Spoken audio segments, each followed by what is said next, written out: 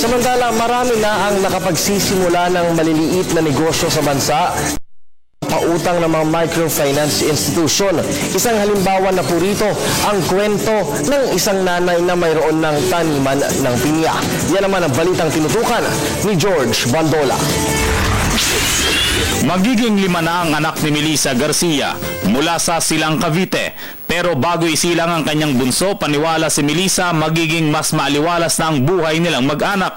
Sa tulong ng maliit na pautang ng mga microfinance institutions, nakapagtanim, namimili at nagde-deliver na ng pinya ang kanyang pamilya. Taong 2010 mula sa Nueva Ecija, naghanap na mapagtatrabahuan si Melissa kasama ng kanyang pamilya.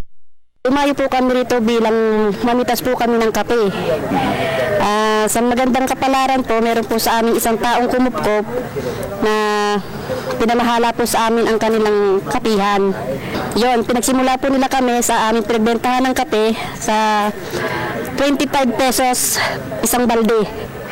Ngayon po nakaipon po kami sa kanila ng nasa 4,000 sa pamimitas po ng kape. Yun po ang aming ginamit pamuhunan pagsisimula po ng pagtanim ng pinya.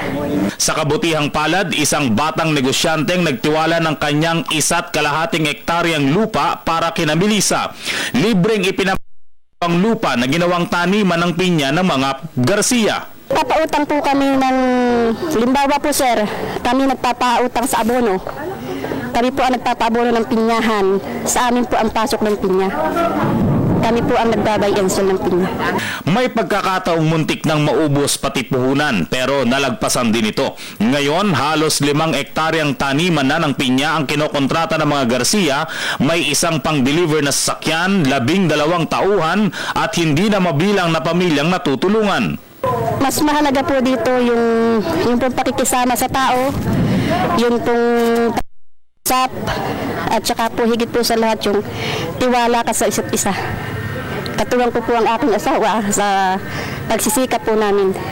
Sabi ng Card MRI, sa maliit na puhunan na may kakibat na tiwala at responsibilidad, maaaring magtagumpay ang isang mahirap. Pagkatapos ng mga maliliit na loan, then they move to become SME.